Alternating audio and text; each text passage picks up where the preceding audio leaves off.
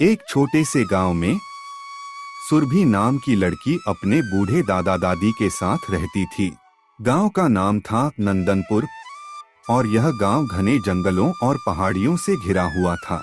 सुरभि को कहानियां सुनना बहुत पसंद था, खासकर जादुई चीजों के बारे में।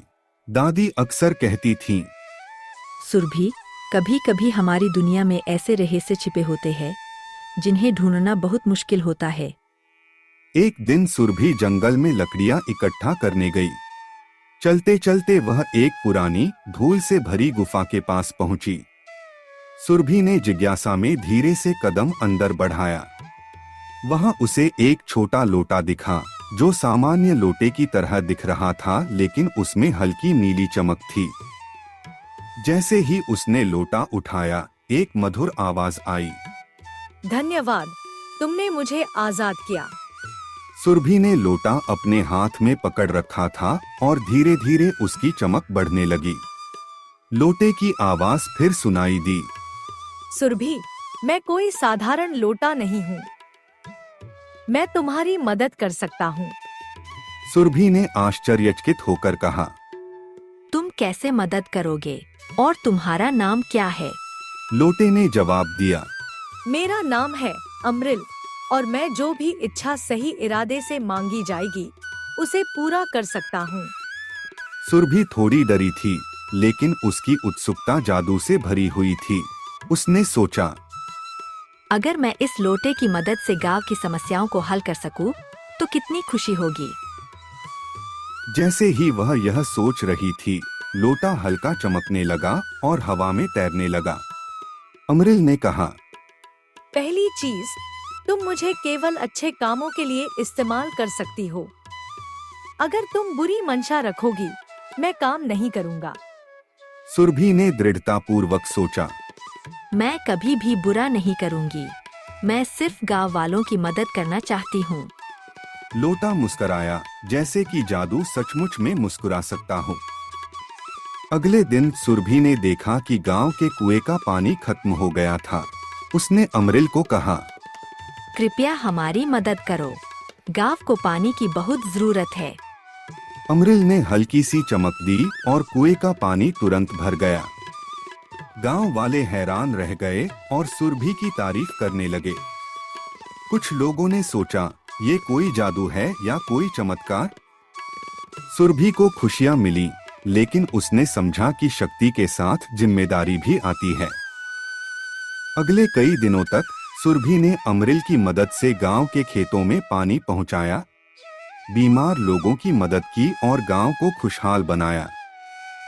परंतु धीरे धीरे जंगल के पास अजीब घटनाएं होने लगीं। गांव के कुछ लोग गायब होने लगे और सुरभि ने महसूस किया कि कुछ गलत हो रहा है। अमृल ने चेतावनी दी, सुरभि, जादू का इस्तेमाल करने से हमेशा खतरा भी आता है। हमें देखना होगा कि यह समस्या कहां से आई है। सुरभि ने तय किया कि वह जंगल में जाकर इस रहस्य का पता लगाएगी। उसने अपने सबसे अच्छे दोस्त रोहन को भी साथ ले लिया। दोनों ने जादुई लोटा हाथ में लिया और जंगल की ओर निकल पड़े। रास्ते में उन्हें एक अजीब आवाज सुनाई दी, कौन मेरी शक्ति का प्रयोग करता है? सुरभि ने कहा, हम सिर्फ लोगों की मदद करना चाहते हैं, हम बुरा नहीं करेंगे। तभी एक पुराना जादूगर जो अमृल को अपनी शक्ति बनाने के लिए ढूंढ रहा था। जादूगर ने कहा, ये लोटा मेरे पूर्वज का है, इसे मुझे वापस देना होगा।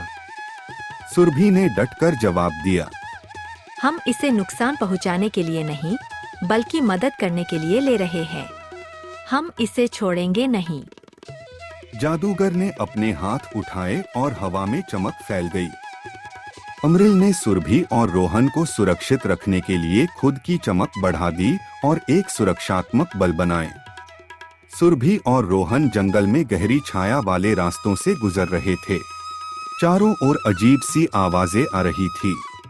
जादूगर ने कहा, सुरभि, तुम्हारे पास शक्ति है, पर क्या तुम इसे सही तरह से इस्तेमाल कर सकती हो?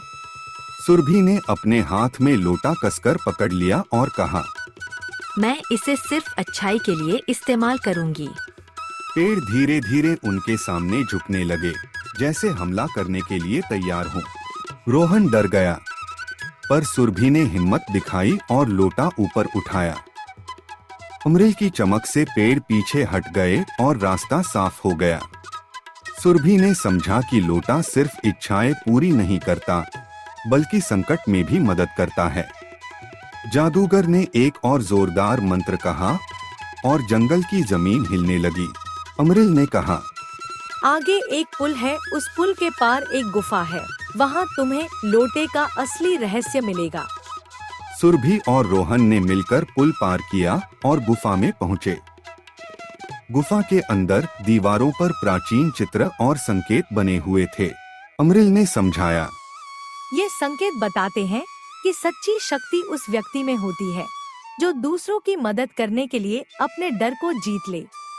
सुरभि ने महसूस किया कि जादू का सबसे बड़ा नियम यही है, सद्भाव और साहस।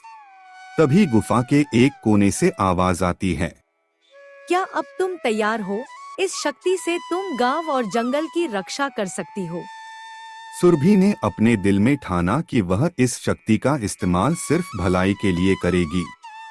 जैसे ही सुरभि ने लोटा ऊपर उठाया, जंगल की सारी अजीब घटनाएं रुक गईं। जादूगर ने देखा कि सुरभि ने शक्ति का सही उपयोग किया है। उसने कहा, तुमने सिद्ध कर दिया कि जादू सिर्फ ताकत नहीं बल्कि जिम्मेदारी भी है। जादूगर ने अपनी शक्ति शांत कर दी और लोटे की सुरक्षा का वचन दिया। सुरभि और रोहन ने लोटा लेकर गांव लौटने का रास्ता पकड़ा। गांव में उनके लौटने के स्वागत में लोग खुशियां मनाने लगे। सुरभि ने लोटे को गांव के सुरक्षित स्थान पर रखा ताकि केवल अच्छे कामों के लिए इसका इस्तेमाल हो। अमृल ने कहा, सुरभि, तुम्हारी हिम्मत और अच्छाई ने इस जंगल और गांव को बचा लिया। सुरभि ने समझा कि सच्चा जादू हमेशा दूसरों की भलाई में होता है और यही उसका असली सम्मान है। फिर सुरभि ने लोटा लेकर गांव आया और कहा, लोटा हमें याद दिलाता है कि शक्ति सिर्फ मदद करने के लिए होती है, खुद की खुशियों के लिए नहीं। हम सभी में जादू है, लेकिन सबसे बड़ा जादू है अच्छाई और दूसरों की मदद करना। गांव में फिर से खुशियां लौट आईं, खेत हरे भरे हुए और कुएं में पानी साफ बहने लगा।